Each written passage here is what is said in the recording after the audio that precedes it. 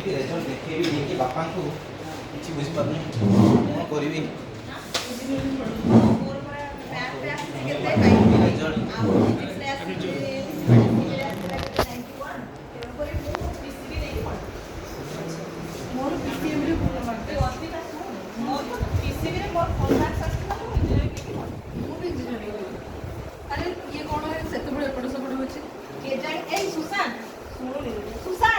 କୁହନି ମୁଁ ବହୁତ ଟେନସନରେ ଅଛି।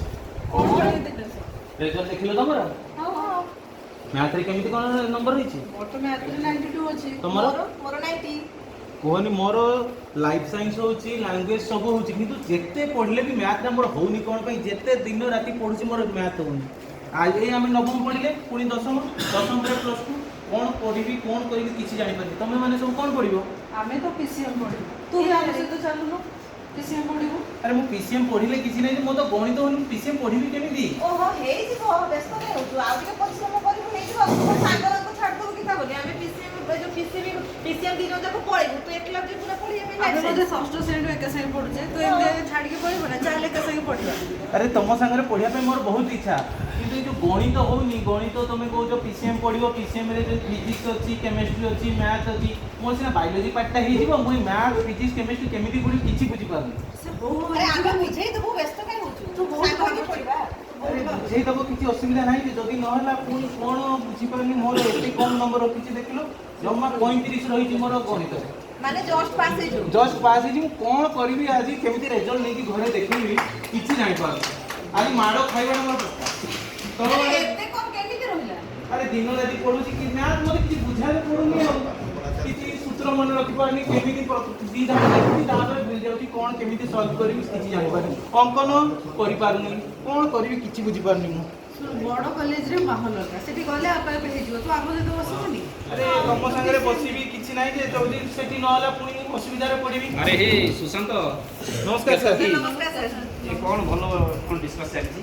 କିଛି ନାହିଁ ସାର୍, ଏ ରେଜଲ୍ଟ ଯେଉଁ ବାହାରିଲା ସେଟା ଟିକେ ମନ କ'ଣ ଟିକେ ବୈନ ପ୍ରକାର ଜଣାପଡ଼ୁଛି। ସାର୍ ଆମେ ତାକୁ କହୁଛୁ ଆସ ଆମ ସହିତ ପିସିଏମ୍ ଯାଇକି ପଢ଼ିବା। ସେ କହୁଛି ନା ମୋର ହଉନି, କିଛି ଆସୁନି ଯେତେ ଡାକିଲେ। ପିସିଏମ୍ ମାନେ ତମେ ବର୍ତ୍ତମାନ ନିଷ୍ପତ୍ତି ନେଇଛ ପିସିଏମ୍ ନେଇକି ପଢ଼ିବ? ଆମେ ଇଞ୍ଜିନିୟରିଂ କ'ଣ କହୁଛି ତା ଇଚ୍ଛା କ'ଣ? ସାର୍ ଦେଖନ୍ତୁ ସାର୍, ସବୁରେ ଭଲ ନମ୍ବର ହେଉଛି। ଗଣିତ ମୋର ଜମା ହେଉନି, ଦିନ ରାତି ପଢ଼ୁଛି କିନ୍ତୁ ଗଣିତ ଭଲ ହଉନି? ଗଣିତ ମୁଣ୍ଡରେ କିଛି ପଶୁନି ସାର୍। ଜମା 35 ରଖିଛି ସାର୍। ଆଚ୍ଛା ଆଚ୍ଛା, ଜଷ୍ଟ ପାସ୍ ଅଛି। Just pass. ଆଚ୍ଛା, ତାହେଲେ ଗଣିତ ଯଦି ହଉନି ତ ଇଚ୍ଛା କ'ଣ? ସାର୍ ମୋର ତ ଲାଇଫ ସାଇନ୍ସ ଆଉ ଲିଟରେଚର ଭଲ ହୁଏ। ଲାଇଫ ସାଇନ୍ସ ଅଛି, ଲିଟରେଚର ତ ଭଲ ଅଛି। ଏମାନେ କିନ୍ତୁ ଡାକୁଛନ୍ତି ପଢ଼ିବା, ଇଞ୍ଜିନିୟରିଂ ପଢ଼ିବା, ଆମେ ଏକା ସାଙ୍ଗେ ପଢ଼ିବା, ଏକା ସାଙ୍ଗେ ଷଷ୍ଠ କ୍ଲାସରୁ ପଢ଼ିଛେ, ପୁଣି ଆମେ ଏକା ସାଙ୍ଗେ ପଢ଼ିବା, ମଜାମସ୍ତି କରିବା। ସେ କହୁଛନ୍ତି ଇଞ୍ଜିନିୟରିଂ ଲାଇଫରେ ବହୁତ ଏନ୍ଜୟ କରିବା। ମୁଁ ତ ସାର୍ କଥା ସିନା ପଢ଼ିଦେବି କିନ୍ତୁ ଗଣିତ ଆଉ ବିଜ୍ଞାନ ଯଦି ନହେଲା, ବିଜ୍ଞାନ ପାଠଟା ସିନା କଭର କରିଦେବି, ଗଣିତ ଆଉ ଫିଜିକ୍ସ ପାଠଟା ଯଦି ନହେଲା ସେଇଠି ସିଧା ଫେଲ୍ ହେଇକି ବସିଥିବି ଆଉ କିଛି। ଶୁଣ, ଏବେ ଆମେ ଅନୁଭବ କଲୁଣି ତମର ସାଇନ୍ସରେ ରୁଚି ଅଛି, ଆଜ୍ଞା, ଆଗ୍ରହ ଅଛି, କିନ୍ତୁ ମ୍ୟାଥମେଟିକ୍ସକୁ ଡରୁଛ। ଆଜ୍ଞା ଠିକ୍ ଅଛି, ମ୍ୟାଥମେଟିକ୍ସକୁ ଆମେ ମାଇନସ୍ କରିଦେଇକି ମଧ୍ୟ ଆଜ୍ଞା ଆମେ ସାଇନ୍ସ ଷ୍ଟ୍ରିମ୍ ନେଇପାରିବା, ପାଠ ପଢ଼ିପାରିବା। ପିସିବି ଆଜ୍ଞା, ଫିଜିକ୍ସ, କେମିଷ୍ଟ୍ରି ଏବଂ ବାୟୋଲୋଜି ନିହାତି ଆବଶ୍ୟକ ମେଡ଼ିକାଲ ଲାଇନ୍ ପାଠ ପଢ଼ିବା ପାଇଁ। ଆଜ୍ଞା, ତୁ ଜଣେ ଡକ୍ଟର ମଧ୍ୟ ହେଇପାରିବୁ ୱିଦାଉଟ୍ ମ୍ୟାଥମେଟିକ୍ସ। ଆଜ୍ଞା, ମ୍ୟାଥମେଟିକ୍ସ ପାଠ ପଢ଼ିବା କିଛି ଆବଶ୍ୟକ ନାହିଁ ଯଦି ମ୍ୟାଥମେଟିକ୍ସଟା ହେଉନାହିଁ। କିନ୍ତୁ ମ୍ୟାଥମେଟିକ୍ସଟି ଆବଶ୍ୟକ ରହିଛି କେଉଁଥିରେ? ଇଞ୍ଜିନିୟରିଂ। ଇଞ୍ଜିନିୟରିଂ କରିବା ପାଇଁ ହେଲେ ମ୍ୟାଥମେଟିକ୍ସଟା ଦରକାର ହେବ। ତେଣୁ ସେମାନେ ପିସିଏମ୍ ନେଇ ପାଠ ପଢ଼ିବା ପାଇଁ ଚାହୁଁଛନ୍ତି। ଠିକ୍ ଅଛି, ତାହେଲେ ପିସିଏମ୍ ତର ହେବନି, ତେଣୁ ପିସିବି ନେଇକି ପାଠ ପଢ଼, ଅସୁବିଧା କିଛି ନାହିଁ। ତେଣୁ ଏଥିପାଇଁ କିଛି ମନମୁଣା କରିନି, ବାପା ନିଶ୍ଚିତ ଭଲ ହେବ। ଆମେ ଜାଣିଛୁ ତ ଲାଙ୍ଗୁଏଜ ଭଲ ଅଛି ଏବଂ ଅନ୍ୟ ଲାଇଫ୍ ସାଇନ୍ସ ଭଲ ଅଛି, ତେଣୁ ନିଶ୍ଚିତ ଭାବରେ ଭଲ ହେବ। ଏବଂ ତୁ ତାକୁ ମନ ଦେଇକି ପଢ଼, ଆଉ ତାକୁ ପିସିଏମ୍ ନ କହି ପିସିବି ତାକୁ ବୁଝେଇଦେଲେ ସେ ଠିକ୍ ବୁଝିବ। ଏବେ ମ୍ୟାଥମେଟିକ୍ସ କହିଲା ବେଳକୁ ତାର ମାନେ ମନ ମଧ୍ୟରେ ଭୟ ଆସୁଛି ଯେ ମ୍ୟାଥମେଟିକ୍ସ ତ ମୋର ବଡ଼ ଶତ୍ରୁ। ମ୍ୟାଥମେଟିକ୍ସରେ ମୁଁ ବହୁତ କଷ୍ଟରେ 35 ନମ୍ବର ରଖିଛି, ତାକୁ ପୁଣି ମ୍ୟାଥମେଟିକ୍ସ ନ ଦେଇକି ତାଙ୍କୁ ବାୟୋଲୋଜି এই ପାଠଟି ପଢ଼ିବ, ନିଶ୍ଚିତ ଭଲ ହେବ।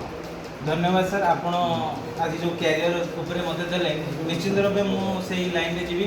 ନିଶ୍ଚିତ ତୁ ଆମ ସହିତ ପଢ଼ି ବି ପାରିବୁ? ପଢ଼ି ବି ପାରିବି। ତମେ ମାନେ ଇଞ୍ଜିନିୟର ହବ, ମୁଁ ଡକ୍ଟର ହେବି। ତମେ ମାନେ ମେସିନ୍ ସଜାଡ଼ିବ, ମୁଁ ଲୋକମାନଙ୍କୁ ସଜାଡ଼ିବି। ନିଶ୍ଚିତ। ଧନ୍ୟବାଦ ସାର୍।